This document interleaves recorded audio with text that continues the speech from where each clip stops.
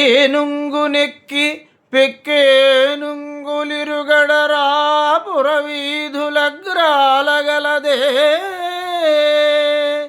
మణిమయంబైన భూషణ జాలముల నొప్పి యొడ్డోలగంబున నుండగలదే కర్పూర చందన కస్తూరి కాదుల ఇంపు సొంపార భోగింపగలదే అతి మనోహరలగు చతురాంగనలతోడి సంగతి వేట్కలు సలుపగలదే కయ్యమున నోడి పారిన కౌరవేంద్ర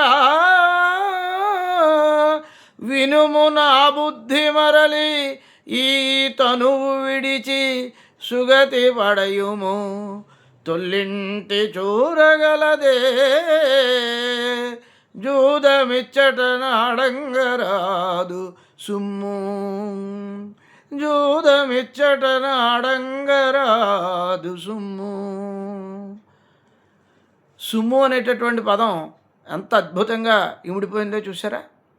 సుమ్ము అనేటటువంటి పదప్రయోగంతో తిక్కన గారు ఆంధ్ర మహాభారతానికే విరాట పర్వానికే ఒక వన్నె తీసుకొచ్చినటువంటి పద్యం ఇది.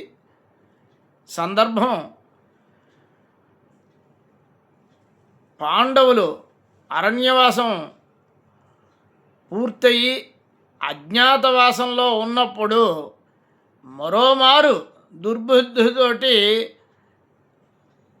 దుర్యోధనుడు వారిని గనక మనం గుర్తించినట్లయితే అజ్ఞాతవాసంలో అజ్ఞాతంగా కాకుండా వారిని ఎవరైనా గుర్తిస్తే మళ్ళీ 12 సంవత్సరాలు అరణ్యవాసం చేయడం, మళ్ళీ ఇంకో సంవత్సరం అజ్ఞాతవాసం చేయడం అనేటటువంటి నియమం ప్రకారంగా ఎలాగైనా సరే వాళ్ళని మరోసారి అరణ్యాల పాలు చేయొచ్చు, రాజ్యాన్ని నేనే పరిపాలించవచ్చు అనేటటువంటి దుర్బుద్ధితోటి పన్నాగం పన్ని యుద్ధానికి వస్తారు. వీళ్ళు బలానా దగ్గర ఉన్నారు, విరాట్ రాజు యొక్క కొలువులో ఉన్నారు అని కొంత అనుమానం వచ్చి ఆ విరాట రాజ్యంలో విరాట రాజుకి దాన్ని మత్స్యదేశము అని కూడా అంటారు. ఆ మత్స్యాధిపతుడికి గోసంపద బాగా ఎక్కువ ఉంది. అంచేత దానికి రక్షకులు గవాధ్యక్షుడు కూడా నియమించి ఉంటారు. దానికి అనేకమైనటువంటి సైన్యంతో రక్షింపబడుతూ ఉంటుంది. అంచేత వీరిని ఎలాగైనా సరే పట్టుకోవాలనేటటువంటి ఉద్దేశంతో వీళ్ళని గుర్తించి వీళ్ళు పాండవులే దొరికిపోయేలా చేసుకోవాలనే దుర్బుద్ధితోటి దక్షిణ గోగ్రహణంలో దక్షిణ ప్రాంతంలో విరాట రాజ్యంలో ఉన్నటువంటి దక్షిణ ప్రాంతంలోకి యుద్ధానికి కొంతమంది, ఉత్తర గోగ్రహణంగా ఉత్తర ప్రాంతంలోకి కొంతమంది వచ్చినప్పుడు దక్షిణ గోగ్రహణంలోకి వచ్చినటువంటి సైన్యానికి వచ్చినప్పుడు ఒక విరాట్ రాజు తన యొక్క యావత్తు సైన్యాన్ని కూడా యుద్ధానికి తీసుకుని వెళ్తాడు రక్షించుకోవడానికి, గోసంపదను రక్షించుకోవడానికి. ఇకపోతే ఉత్తర గోగ్రహణంలో ఉత్తర ప్రాంతంలో వచ్చినప్పుడు ఉత్తర గోగ్రహణానికి చేసినప్పుడు ఇక్కడ విరాట్ రాజు యొక్క కుమారుడు ఉత్తరుడు తప్ప మరి ఇంకెవరూ లేరు. ఆ కారణంగా ఉత్తరుడు తప్ప మరొకరు యుద్ధానికి వెళ్ళడానికి గవాధ్యక్షుడు వచ్చి ప్రేరేపించి యుద్ధానికి పురుకొలిపినప్పుడు, సరే మన రాజ్యంలో ఇప్పుడు రధికుడు లేడు కదా, కాబట్టి సారథి లేడు, కాబట్టి సారథిగా ఎవరున్నారు అంటే సైరంధ్రి ద్వారా ఈ ఉత్తర బృహన్నల యొక్క శిష్యురాలైనటువంటి అర్జునుడి యొక్క మారు రూపంలో ఉన్నటువంటి బృహన్నల దగ్గర విద్యాభ్యాసం చేస్తుంది. నర్తనశాల అంటే నర్తనము అంటే నాట్యము అని, నర్తనశాల అంటే ఇప్పుడు ఇంగ్లీష్లో డ్యాన్స్ స్కూల్ అంటామే, దాన్ని సంస్కృతంలో నర్తనశాల అంటారు. అటువంటి నర్తనశాలలోనే బృహన్నల వేషంలో అర్జునుడు రాజకుమారికి విద్యాభ్యాసం నాట్యశాస్త్రాన్ని నేర్పుతాడు. అప్పుడు ఆ సైరంధ్రి ద్వారా తెలుసుకున్నటువంటి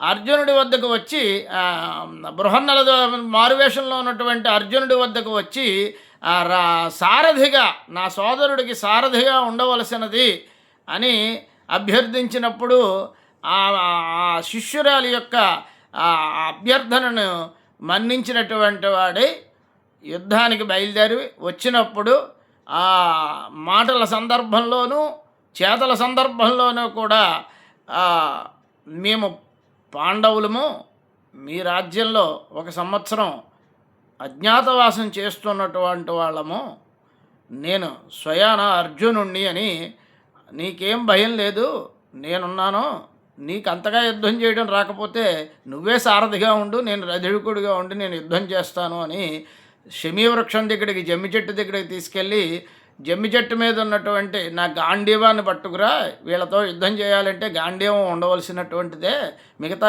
ఏవైనా సరే ఈ తూనీరములు మిగతా యొక్క బాణాలు సరిపోవు అని అతని చేత భయపడుతూ ఉన్నప్పటికీ కూడా అతని చేత ఆ గాంధీవాన్ని తెప్పించుకుని ఆ యుద్ధంలో ముందుగా ఉన్నటువంటి వారందరికీ కూడా గురువులైనటువంటి వారు ద్రోణాచార్యులు, భీష్మాచార్యులు వారికి నమస్కార బాణాలు వేసేసి వీరి మీదకి కాదు, మొట్టమొదటిగా మన రథాన్ని రాజు మీదకే మళ్లించాలి అని చెప్పి దుర్యోధనుడి మీదకే మళ్లించి ఆ దుర్యోధనుడినే ఓడించినప్పుడు ఆ సందర్భంలో రాజుకు రక్షణగా ఉండడానికి ఎంతమంది వచ్చినప్పటికీ అంతమందితోటి కూడా వీరోచితంగా పోరాడాడు. అందులో భీష్మాచార్యులు, కృపాచార్యులు, అశ్వత్థామ, కర్ణుడు ఇత్యాదులందరూ కూడా ఉన్నారు. అందులో ద్రోణాచార్యులు, గురువు గారు ద్రోణాచార్యులు అందరూ కూడా ఉన్నారు. అయితే 12 సంవత్సరాలు అరణ్యవాసం చేయడం, 1 సంవత్సరం అజ్ఞాతవాసం చేసిన కారణంగా వచ్చినటువంటి ఆ ఆక్రోషం అయితేనేమి, ఆ యొక్క పట్టుదలైతేనేమి, అర్జునుడు ఒక్కడుగా ఉండి కూడా అందరినీ కూడా ఓడిస్తూ ఉన్నాడు. నిజానికి మనకి ఈ సహం యుద్ధం ఇక్కడే పూర్తయిపోతుంది. ఈ ఉత్తర గోగ్రహణంలోనే ఎంతటి బలపరాక్రమవంతుడో అర్జునుడు, ఎంత బలపరాక్రమవంతుడో, అందరినీ కూడా ఓడించిన సందర్భం ఏదైనా ఉందంటే పాండవ మధ్యముడైనటువంటి అర్జునుడు కౌరవ సైన్యంలో ఉన్నటువంటి ప్రతి ప్రముఖుల్ని కూడా ఓడించినటువంటి సందర్భం ఏదైనా ఉందంటే అది ఈ ఉత్తర గోగ్రహణమే. అప్పుడు అందరూ కూడా అనేక రకాలైనటువంటి సలహాలు ఇస్తూ ఉంటారు. అలాంటి సలహాల్లో భీష్మాచార్యులు సలహాలు ఇవ్వబోతూ ఉంటే మొట్టమొదటిగా అంటాడు దుర్యోధనుడు, మీరేం కంగారు పడకండి, వీళ్ళకి ఇంకా అజ్ఞాతవాసం పూర్తవలేదు, వచ్చినవాడు అర్జునుడే కనుకైతే మళ్ళీ వాళ్ళు అరణ్యవాసం చేస్తారు, అరణ్యవాసానికి వెళ్ళిపోతారు. కాబట్టి మనకి అర్జునుడే అయితే మనకి అది లాభమే. అది కాదు, అర్జునుడు కాదు అనుకోండి, అప్పుడు మనమే వాళ్ళని ఓడించి మనం రాజ్యలక్ష్మిని గైకొనుకుంటాము, అలాగే కూడా మనకి బాగానే ఉంటుంది అంటే అప్పుడు భీష్మాచార్యుల వారు లెక్క కట్టి వాళ్ళు పాండవులు ధర్మమూర్తులు, వారు ఏమైనా ఎప్పుడైనా సరే ధర్మాన్ని తప్పుతారా? అలా తప్పేవారైతే అరణ్యవాసానికే వెళ్ళకుండా అప్పుడే యుద్ధం చేసి అప్పుడే తిరగబడేవారు. వారు అలాంటి వాళ్ళు కాదు, ధర్మమూర్తులు. వారికి అజ్ఞాతవాసం నిన్నటితో పూర్తయింది, అధిక మాసాలు వచ్చాయి, అధిక మాసంతో కలిపి లెక్క వేసుకో అని మరొక మారు లెక్క వేసి ఆయన చెప్పడం జరుగుతుంది. ఇంక భీష్మ పితామహుడే లెక్క వేసి చెప్పినప్పుడు కృపాచార్యులు, ద్రోణాచార్యులు అందరూ ఆనంద పారవశ్యంలో ఉంటారు. తన యొక్క శిష్యులు, బంధువులు, ఇంతమంది పాండవులు ధర్మ మార్గంలో ప్రవర్తించేటటువంటి వాళ్ళు ఇంత అన్యాయంగా, ఇంత అధర్మంగా పాపం అరణ్యవాసం చేయవలసి వచ్చిందే, ఇంతటి వాళ్ళు మారువేషాల్లో ఉండవలసి వచ్చిందే అనేటటువంటి బాధ లోపల భీష్మ పితామహుడికి, కృపాచార్యుడికి, ద్రోణాచార్యుల వారికి ఉండనే ఉంది. ఆ కారణంగా వాళ్ళు కూడా చాలా సంతోషంతో ఆనందంతో లోపల ముసిముసి నవ్వులు నవ్వుకుంటూ ఉంటారు. ఇటువంటి పరిస్థితుల్లో భీష్మాచార్యుల వారు కూడా అంటారు, వచ్చినవాడు ఫల్గునుడు గెలుతం అవశ్యం అనంగరాదు. ఆ వచ్చినవాడు ఫల్గునుడు, మనమే గెలుస్తాం అనేటటువంటి అంటే ఏమీ పూర్తిగా నమ్మకంగా ఏమీ లేదు. యుద్ధంలో ఎవరో ఒకరే గెలుస్తారు, రాజ్యలక్ష్మిని ఒకరే వరిస్తుంది, ఇద్దరూ గెలవడం అనేటటువంటిది జరగదు కదా. కాబట్టి ఇద్దరూ కూడా యుద్ధం చేసి ఒకరు ఓడిపోయి ఒకరు జయించడం వల్ల వచ్చేటటువంటి లాభం కంటే సంధి చేసుకుని యుద్ధాన్ని విరమించుకోవడమే చాలా మంచిదైనటువంటి మంచిగా తోస్తోంది. అయినా ఇప్పుడు మనం ఎదుర్కోలేము. ఎందుకంటే గతంలో ఉన్నటువంటి అర్జునుడు వేరు, ఇప్పుడు అర్జునుడు వేరు. ఈ అర్జునుడు అరణ్యవాసం చేసేటటువంటి సందర్భంలో ఊరకనే లేరు, పరమేశ్వరుణ్ణి మెప్పించి పాశుపతాస్త్రాన్ని కూడా పొందాడు. అది కూడా మనం వినడం జరిగింది. కాబట్టి పాశుపతాస్త్రానికి మనకి విరుగుడు లేదు కదా, పాశుపతాస్త్రానికి మన దగ్గర ఎవరి దగ్గర కూడా సమాధానం లేదు కదా. కాబట్టి ఇప్పుడు యుద్ధం వద్దు అన్నప్పుడు దాన్ని సముచితంగా భావించి ఒక్కొక్కరు వెళ్ళిపోతూ ఉంటారు. అలా చెప్పేసి వెళ్ళిపోతూ ఉంటారు. ముందుగా భీష్మాచార్యులు వారు, తర్వాత ద్రోణాచార్యులు, కృపాచార్యులు, అశ్వత్థామ, వీళ్ళందరూ పెద్దవాళ్ళందరూ వెళ్ళిపోతూ ఉంటే కర్ణుడు ఈ చిన్నవాళ్ళందరూ రెండో కేటగిరీ వాళ్ళు, మూడో కేటగిరీ వాళ్ళు మిగులుతూ ఉంటారు. వీళ్ళు కూడా వారిని అనుసరించి వెళ్ళిపోతూ ఉంటారు. అలా వెళ్ళిపోతూ ఉన్నప్పుడు పిలిచి మరీ అవహేళన చేసి అపహాస్యం చేసినటువంటి సందర్భంలో చెప్పినటువంటి మాట, ఏం దుర్యోధన, నేను మానధనుణ్ణి అంటావే, ఆత్మాభిమానం నిండుగా ఉన్నవాడిని అంటావే, తర్వాత దుర్యోధనుడు అంటే మంచి యోధస్సు ఉన్నటువంటి వాడు, మంచి మేధస్సు ఉన్నవాడు అంటారే, ఇదేనా నీ యొక్క బలపరాక్రమాలు అని చెప్పిన సందర్భంలోనే తిక్కన గారు చెప్పినటువంటి పద్యం, మీరు ఇలా ఇప్పుడు రాజ్యానికి తల వంచుకుని వెళ్ళిపోతున్నారు, నన్ను జయించలేక నా చేతిలో ఓడిపోయి. ఇలాంటి సందర్భంలో ఏనుంగు నెక్కి పెక్కేనుంగులిరుగడరా బురవీధులగ్రాలగలదే. నువ్వు ఏనుగు నెక్కి నీ పక్కన అనేకమైనటువంటి ఏనుగులు వస్తూ ఉంటే పురవీధుల్లో ఎలా వెళ్ళవలవయ్యా నువ్వు? మీరు ఎలా వెళ్ళగలరు అసలు? నువ్వు వెళుతూ ఉంటే నీ ఆత్మాభిమానం నీకు ఆ మనసులో అనిపించదా? అయ్యో, ఓడిపోయినటువంటి మనం ఈ ఏనుగుల మీద ఎలా తిరగడం ఏమిటి అని అనిపించదా నీకు? మణిభయంబైన భూషణ జాలముల నొప్పి యొడ్డోలగంబుననుండగలదే. అనేకమైనటువంటి మణిభూషణాలన్నింటినీ కూడా, మణిమాణిక్యాల్ని, కిరీటాన్ని పెట్టుకున్నటువంటి నువ్వు ఆ రాజ్యసభలో ఒడ్డోలగము అంటే రాజ్యసభ, మహారాజ యొక్క సింహాసనం మీద నువ్వు ఎలా కూర్చోగలవు? అసలు ఒక్క క్షణమైనా నీకు ఉంటే నీవు మానదడు అంటావు కదా. నీ మానానికి, అభిమానానికి, అభిజాత్యానికి నీకు ఏమాత్రము శంక కలగదా? అప్పుడు నువ్వు అలా కూర్చోవడానికి నీకు అప్పుడు సిగ్గు అనిపించుతుందేమో. ఒడ్డోలగంబుననుండగలదే కర్పూర చందన కస్తూరి కాదుల ఇంపు సుంపార భోగింపగలదే.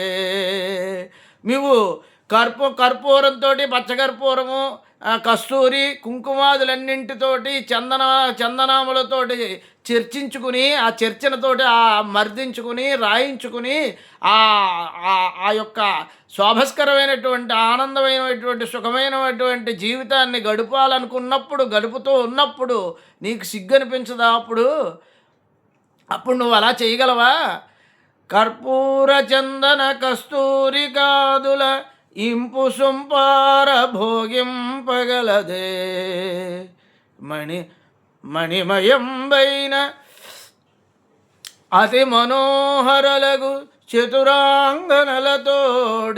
సంగతి వేట్కలు సలుపగలదే. అతి మనోహరమైనటువంటి చతురాంగనలు, అనేకమైనటువంటి స్త్రీలతో కూడి ఉంటావు కదా, పరివారంతో పరివేష్టితుడివై ఉన్నప్పుడు ఆ యొక్క స్త్రీ పరివేష్టనంలో వారితో ఎలా మలగలవు, ఎలా ఉండగలవు, ఒక్కవారైనా మనస్ఫూర్తిగాను వారితోటి ఆ సంగతి వేడుకలు సలుపగలవే, వారితో ఆ రాస లీలలు కానీ రాస క్రీడలు కానీ ఆ రాజోచితమైనటువంటి ఉపచారాలు కానీ పొందగలవా నీవు? కయ్యమున నోడిపారిన కౌరవేంద్ర, కయ్యంలో యుద్ధంలో ఓడి పారిపోతున్నావు. అలా పారిపోతున్నటువంటి కౌరవుడికి వీళ్ళకే ఇంద్రుడిని అని చెప్పుకునేటటువంటి ఓ రారాజా, వినుము నా బుద్ధి, నా సలహా ఒకటి ఒకటి ఒకటి విను. వినుము నా బుద్ధి మరల ఈ తనువు విడచి, మళ్ళీ యుద్ధానికి రా. ఈ విజయమో వీరస్వర్గమో నా చేతుల్లో ఎలాగైనా మరణించు, ఈ తనువును విడిచిపెట్టేసేయి. ఇటువంటి ఈ పనికిమాలినటువంటి ఈ ఈ యొక్క ఈ దుర్బుద్ధితో ఉన్నటువంటి ఈ దుష్టమైనటువంటి శరీరాన్ని విడిచిపెట్టేయి. ఇలా విడిచిపెడితే మా చేతుల్లో వీరస్వర్గాన్ని పొందావు కాబట్టి, వీరమరణాన్ని పొందావు కాబట్టి సుగతి వడయుము, మంచి గతి. సుగతి అంటే గతి అంటే మంచి, సుగతి అంటే మంచి గతిలో నుండి పొందవయ్యా. ఈ శరీరాన్ని ఏముంది, ఆత్మాభిమానం ముందు. ఆత్మాభిమానం కంటే శిరచ్ఛేదం మేలంటారు కదా. కాబట్టి సుగతి వడయము, ఆ రకంగా నువ్వు స్వర్గానికి చేరుకో. లేదు తొల్లింటి చూరగలదే, తొలినాళ్లలో నువ్వు మాయాజోతం చేత మమ్మల్ని ఓడించావు కదా, జోదంలోను మాయాజోతంలోను. ఇంకా నీకు ఆ బుద్ధి కనుక పోలేదు అంటావా? చెప్పు, మళ్ళీ ఆ జోదమే ఆడదాం అనుకుంటున్నావేమో చెప్పు. అలా జోదం ఆడడానికి జోదమిచ్చట నాడంగరాదు సుమ్ము, ఇది రణరంగం సుమా, ఇక్కడ జోదం ఆడడానికి పనికిరాదు సుమా అని ఆ సుమ్ము అనేటటువంటి పదప్రయోగాన్ని తిక్కనామాత్యులు గారు రాసి జోదమిచ్చట నాడంగరాదు సుమ్ము. ఆ జోదమిచ్చట ఆడంగరాదు అంటే ఎందుకన్నారంటే, నువ్వు జోదంలో మాయాజోదం చేసావు. నువ్వు చదరంగాన్ని సరిగ్గా ఎదుర్కోలేవు, రణరంగంలోనూ సరిగ్గా దీనుడు కాదు. కనీసం నువ్వు జోదమైనా కరెక్ట్గా సమానంగా నిజంగా చేయగలవా అంటే, జోదం కూడా మాయాజోదంతో శకుని చేత మాయాపాచికలతోటి నీవు విజయాన్ని పొందేనని అనుకుంటున్నావు. మమ్మల్ని కష్టాల పాలు చేసేనని నువ్వు భ్రమిస్తున్నావు. నువ్వు నిజంగా వీరుడు అయితే, రారాజు అయితే, ఆత్మాభిమానం ఉన్నవాడు అయితే మళ్ళీ యుద్ధానికి రా అన్నప్పుడు అప్పుడు ఇంకా చేసేది లేక మళ్ళీ యుద్ధానికి రావడం జరుగుతుంది. ఆ యుద్ధానికి వచ్చినప్పుడు రాజు యుద్ధానికి మళ్ళీ కాబట్టి బాగుండదని అందరూ కూడా మిగతా ద్రోణాచార్యుల వారు, భీష్మాచార్యుల వారు, కృపాచార్యులు, అశ్వత్థామ, కర్ణుడు అందరూ ఒక్కమారుగానే చుట్టుముడతారు.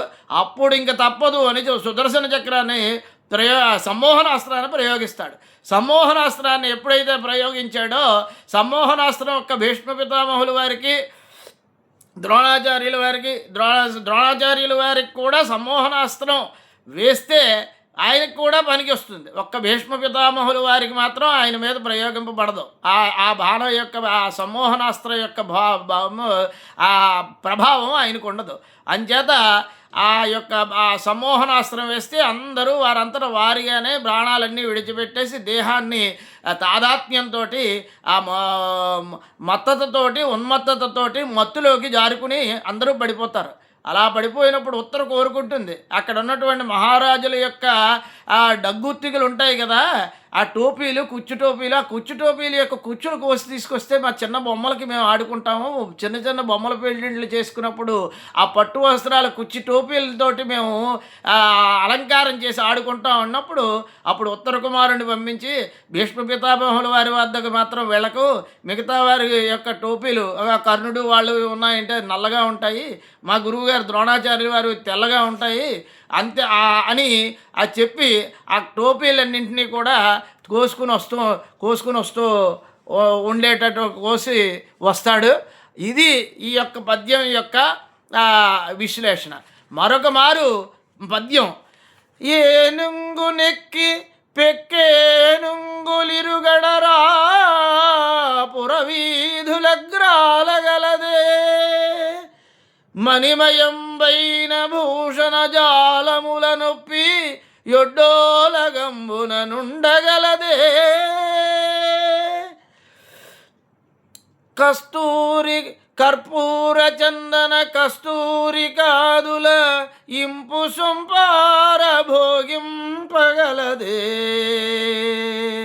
అతి మనోహరలగు చతురాంగనలతోడి సంగతి వేట్కలు సొలుపగలదే.